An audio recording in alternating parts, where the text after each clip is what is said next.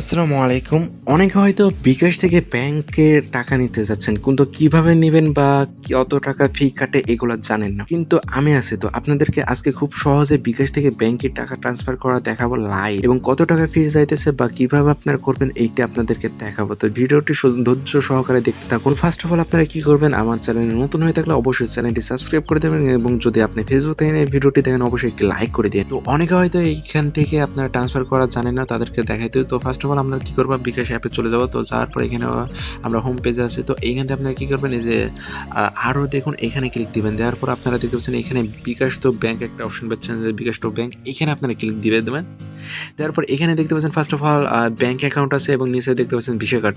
তো দুইটা আপনাদেরকে বুঝাই দিই। তো ফার্স্ট অফ অল আপনারা যদি ব্যাংক অ্যাকাউন্টে ক্লিক দেন, দেওয়ার পর এখানে দেখতে পাচ্ছেন বাংলাদেশ অনেক ব্যাংক এখানে আছেন, দেখতে পাচ্ছেন অগ্রণী ব্যাংক, এবি ব্যাংক, ব্যাংক, অনেক ব্যাংক আছে। কিন্তু এখানে সমস্যা কি, অনেকে দেখবেন ইসলামী ব্যাংক বা অন্য যেগুলো ব্যাংক এইখানে লিস্ট নাই, তারা কি করবেন, তো যাদের এইখানে নাম আছে তারা এখান থেকে সিলেক্ট করে দেন হচ্ছে আপনারা করবেন, ব্যাংকের ডিটেলস দিয়ে দেবেন। এবং যাদের হচ্ছে ব্যাংক নাই আর কি, এখানে ধরেন ইসলামী ব্যাংক এইখানে নাই, এখন আমি কি করব, এখন আমি ব্যাক দেবো। দেওয়ার পর এখানে দেখতে পাচ্ছেন ভিসা বা ডেবিট কার্ড, এইখানে আমরা ক্লিক দিয়ে দেবো। দেওয়ার পর আপনারা দেখতে পাবেন যে কোনো ব্যাংকে থেকে আপনাকে টাকা তোলার জন্য একটা ভিসা কার্ড দিবে, ঠিক আছে। তো ওই ভিসা কার্ডে আপনারা দেখতে পাবেন 16 সংখ্যার একটা কার্ড থাকবে, 16 সংখ্যার একটা নাম্বার থাকবে। ওই নাম্বারটা আপনারা দেখে দেখে এখানে সেম টু সেম করবেন, তুলবেন, ঠিক আছে। তো আমার তোলা আছে, জাস্ট আমি পেস্ট করে দিই। তারপরে আপনারা এখানে এগিয়ে যান, এখানে ক্লিক দিবেন। তারপরে আপনি কত টাকা ট্রান্সফার করতে চাচ্ছেন এইটা সিলেক্ট করবেন। তো আপনাদেরকে ভালোর জন্য একটা ইনফরমেশন দিয়ে রাখি, যদি আপনি এখানে 25,000 টাকা পর্যন্ত ট্রান্সফার করেন তাহলে কিন্তু আপনার ফি কাটবে হচ্ছে 12 টাকা কিছু সামথিং আর কি, ঠিক আছে। আপনার ফি কাটবে 12 টাকা কিছু সামথিং। আর আপনি যদি এইখানে 25,000-এর বেশি ট্রান্সফার করেন কিন্তু তাহলে আপনার হচ্ছে প্রতি হাজারে 14 টাকা 90 পয়সা করে ফি কাটবে। তাহলে আপনারা কী করবেন, প্রতি ট্রানজ্যাকশনে 25,000-এর নিচে রাখবেন আর কি, মানে হাইস্ট 25,000 টাকা আপনি ট্রান্সফার করবেন আপনার ব্যাংকে, তাছাড়া কিন্তু ফি অনেক বেশি কাটবে, বুঝতে পারছেন।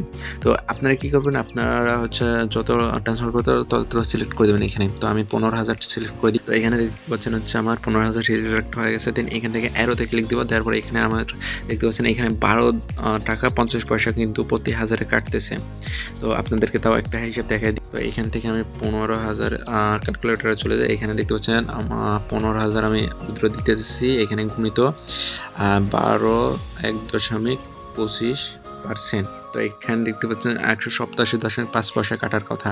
তো এই দেখেন 187.50 পয়সা এখানে কাটতেছে। তার মানে আপনারা খুবই খুবই কম মূল্যে করতে পারছেন, ট্রান্সফার করতে পারছেন। আপনারা কিন্তু কার্ডের মাধ্যমে যদি ক্যাশ আউট করেন তাহলে কিন্তু আপনার কোনো এক্সট্রা চার্জ লাগতেছে না। তো এখানে আমি কি করবো, এখানে হচ্ছে আমার পিন কোডটা দিয়ে দিই। তো দেওয়ার পর এখানে দেখতে পাচ্ছেন বিকাশ টু ব্যাংক করতে টাইপ করুন। তো এখানে আমি টাইপ করে দিই।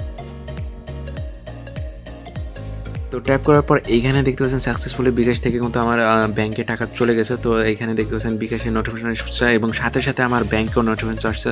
তো এখানে আমি ট্রান্সফার করেছি। তো আপনারা এখানে দেখতে পাচ্ছেন আমার ব্যাংকে কিন্তু টাকা চলে আসছে। দেখেন এখানে 15,000 টাকা আমার ডিপোজিট হয়ে গেছে আমার ব্যাংকে।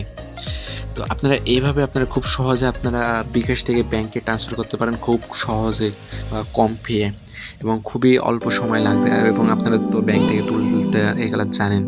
তো ভিডিওটি ভালো লাগলে অবশ্যই লাইক করবেন।